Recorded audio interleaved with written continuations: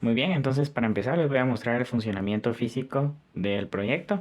Entonces acá tenemos este botón que es para el cambio de modo, este otro botón que es para lectura-escritura según el modo en el que esté, y estos dos botones que son para cambiar la posición en la que estoy leyendo o en la que estoy guardando la información. Entonces, por ejemplo, acá estoy en el modo manual, este es el modo manual. Entonces aquí puedo controlar la garra con los servomotores del ADC. Puedo cambiar la posición en la que se encuentran ubicados los servos. Entonces, por ejemplo, si yo quiero guardar esta posición, solamente presiono el botón de guardar en la posición en la que esté. Si quiero cambiar en la posición y quiero poner, por ejemplo, que la garra se abra, ahora puedo poner la segunda posición, por ejemplo, y lo guardo. Luego, si quiero cambiar que gire esto por acá, entonces puedo guardar en la siguiente posición aquí. Y ahora cuando pase al modo de lectura, cuando cada vez que presione este según la posición en la que esté, voy a observar el cambio. Por ejemplo, aquí se mueve. Si cambio la posición a, a la segunda, por ejemplo, acá se mueve. Si presiono la siguiente, se mueve. Y así sucesivamente según el dato que esté presionando. Entonces, luego el siguiente modo es el modo con el control de Adafruit. En Adafruit, por ejemplo, acá lo tengo. Y cada vez que cambie las posiciones aquí de los servomotores, debería cambiar, pero primero lo tengo que conectar con el programa que tengo hecho en Python.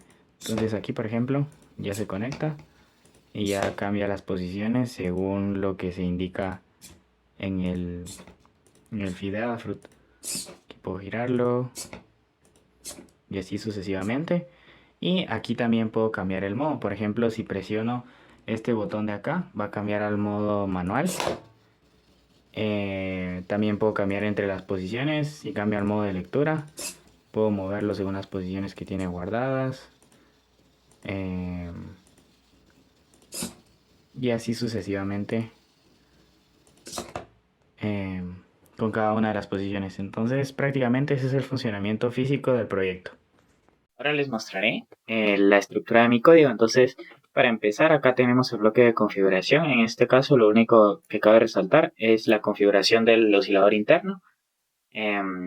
Luego de eso, el código lo tengo dividido en librerías. Entonces, en este sector tengo en donde llamo a todos incluyo a todos los encabezados de cada una de las librerías que creé. Luego de eso defino variables que son como las más importantes, que son las constantes. En este caso, por ejemplo, aquí defino la frecuencia del oscilador de cristal. En este caso lo trabajé con 1 MHz. También el valor del timer 0 y también el valor del PWM. Luego aquí tengo el bloque de los prototipos de funciones, que voy a explicar ahora mismo qué hace cada uno de los bloques según las funciones que están. Luego también está la declaración de variables. En este caso son todas las variables que usé. Utilicé estas variables para el PWM del módulo CSP. Estas dos que son como auxiliares para hacer los cálculos de estas otras dos anteriores. También las variables para el PWM con el timer 0. Las variables que me sirven para indicar modo. La posición. También si se presionó el botón 4, que en este caso es una excepción que hace dos cosas distintas. También otras variables que sirven para la recepción de los valores desde Adafruit. Entonces, aquí está el bloque de interrupciones, que en este caso está la interrupción del timer 0. Así es como funciona el PWM del timer 0. Entonces, el timer 0 está configurado para que haga interrupción cada 20 milisegundos y cuando hay interrupción, inmediatamente apaga la bandera y le vuelve a cargar un valor al timer. Entonces, en ese momento, enciende uno de los puertos para uno de los PWM y lo que hace es llamar a una función que lo que hace es un delay que puede variar según el valor de esta variable, que es el high pulse 0, que es para el PWM de uno de los servomotores, y luego apaga el mismo puerto y vuelve a encender el siguiente, que es para el segundo PWM con el timer 0. Luego de eso también está las interrupciones del puerto B, que son para los botones. Cuando se presiona el modo cambiar, el modo incrementa +1. Cuando se presiona el botón de cambio de posición, para el cambio de posición tengo dos botones, entonces uno incrementa y el otro decrementa. y está configurado siempre para que haga el overflow y el underflow según la cantidad de posiciones que necesito. Y también está la interrupción del botón del puerto RB4, que es para el botón que me sirve para tanto para la lectura como la escritura según el modo en el que se encuentra. Luego de eso ya tengo la configuración inicial, que en este caso llamo a todas las funciones de configuraciones, por ejemplo el setup, que solamente son los puertos. También la configuración del oscilador interno, que esa tengo una librería aquí, que es esta. Según el valor que recibe, configura los bits de OSCON para elegir el oscilador. También la configuración del ADC, que en este caso siempre se indican cuáles son los puertos que van a servir como entradas analógicas. La frecuencia de oscilación partido 8, la justificación, que también es otro dato importante y habilita el convertidor ADC. También la configuración del PWM, que declaro que voy a utilizar el CSP1, que también voy a utilizar el CSP0. También en este apartado lo importante es el valor que le cargo al PR2, que es para el PWM, y que también se habilita la interrupción del timer 0 y se limpia la bandera del timer 2, perdón. No, la interrupción no se activa, solo se limpia la bandera, porque obviamente esto se va a estar utilizando por el CCP. Luego también la configuración del timer 0, que está acá. Solamente habilita las interrupciones, se configura el prescaler para el valor del desborde y con eso se configura el timer 0.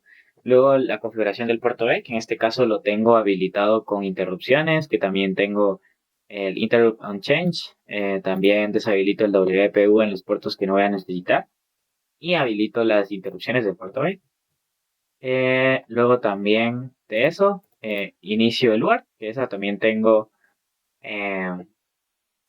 tengo la librería correspondiente, en este caso la tengo acá. Entonces, para el Word, igual, lo importante son los valores que le cargo, que son los valores calculados. Y también que en este caso, estos dos bits que son importantes de la configuración porque me basé en esta configuración. Necesitaba configurar el BRG16 y el BRGH para utilizar esta ecuación y encontrar el valor de n, que es el valor que le cargo a estos dos registros. También lo indico como modo asíncrono y así es como configuro el Word. Luego de eso, también inicio la posición en 1. Aquí no hay solo valores iniciales de variables. Y luego aquí está la parte importante. Entonces, lo que hago es que cuando recibe una interrupción de que está recibiendo datos, cuando la flag de recepción de datos se habilita, llamo a la función de Adafruit. Entonces, en la función de Adafruit lo que hago es comparar el valor del registro RCREF y según el valor que está recibiendo, yo sé cuál feed es el que estoy manejando. Por ejemplo, el A, yo sé que es el feed del cambio de modo. Y cada vez que presiono el botón de cambio de modo, lo que hago es enviarle un 1. Aparte de la A, primero le envío una A y luego le envío un 1. Entonces, si le envío un 1, quiere decir que tengo que cambiar el modo. De manera similar funciona cuando estoy cambiando para realizar la lectura y escritura, solo que esa sí depende en qué modo estoy. Porque si es en el modo de lectura, llamo a la función de lectura. Y si no, escribo. Para el caso del C, que en este caso es para el control de la posición, según el número que recibe, estoy en cierta posición. También el caso D, el caso E y el caso F y el caso G, que son para el control de los servomotores. En este caso el procedimiento es un poquito más complicado, pero prácticamente lo que hace es recibir los valores uno por uno del número. Entonces recibe las centenas, las decenas y las unidades. Y como las recibe en tipo carácter, lo que hago es convertirlas a entero y luego convertirlas a entero. Lo mapeo a un valor que es el rango de esta variable. Entonces lo mismo con las otras, solamente que el cambio en estas dos es distinto el mapeo, porque obviamente van a ser las que estoy utilizando con el timer 0. Luego de eso, ese es el caso en el que se presiona algo de ADA. Entonces por eso es que manda a llamar a esa función. Luego también, cuando no estoy en el modo 1, lo que voy a hacer es controlar los servos. Controlar los servos. El modo 1 lo que hace es que es mi modo de lectura, nada más de lectura. Entonces, si no estoy en el modo de lectura, pues voy a controlar los servos ya sea con los valores del ADC o bien con los valores que me estaría recibiendo de Adafruit. Entonces, y cada vez que presiona el botón B4, lo que voy a hacer es escribir la posición. Luego, si estoy en el modo 1, la diferencia aquí sería que en lugar de estar llamando a la función de control servo al primer instante, o sea, al final siempre la voy a utilizar, pero lo que va a cambiar aquí es que en lugar de que cuando revise si se presionó el botón 4, escribe una posición, lo que va a hacer es solamente leer. Esta función de control servos es como la que controla, valga la redundancia, controla los servos, ya sea con el ADC o con o con los valores que está recibiendo de las variables, que sería esta. Entonces lo que hace en control servos es que cambia cada vez el canal analógico, convierte la conversión analógica a digital, luego mapea el valor que recibe, si está en el modo 0, que sería el valor del control manual. Si no está en el modo 0, solamente va a cargar el valor de las variables al CCP-COM, a los bits necesarios del CCP-COM para configurar el PWM. Lo mismo con el canal analógico 1 para el segundo PWM, que sería lo del CCP2R, el CCP2COM. Entonces, y la diferencia aquí también sería que para el High Pulse, que es mi control de PWM con timers, en este caso no estoy haciendo mayor cosa que eh, enviarle el valor del address H y mapearlo, solo si está en el modo 0. Y si no, como la variable estaría cambiando, ya sea en la interrupción o desde output, entonces no tendría que hacer mayor cosa desde la función de output.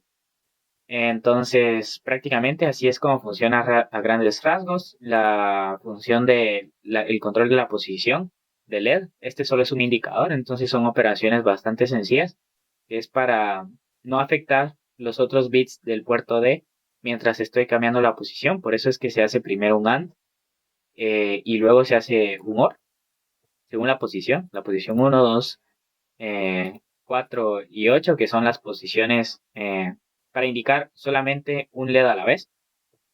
Y también para el LED de modo, que en este caso la operación es lo mismo, solo que ahora en lugar de F0 se hace al revés, para no afectar los bits que se están cambiando aquí. Y siempre se cambia el modo, solo para que solo se encienda un LED a la vez. Entonces, ahora sí, prácticamente así es como funciona el código. Y para los cálculos, tal vez lo que es más importante es que en este caso me ayudé con este sitio web para realizar los cálculos del timer ser. Por ejemplo, aquí tengo el cálculo para el prescaler. Bueno, según el prescaler es que ajusto el valor del timer 0 para los 20 milisegundos aproximadamente. Y también otro de los cálculos importantes es el del baud rate, que en este caso estoy utilizando 9600 baudios. Entonces me basé con esta fórmula para encontrar el valor de n, tal y como dice aquí, que el valor de n son los que se le cargan al registro SPBRG y SPBRH.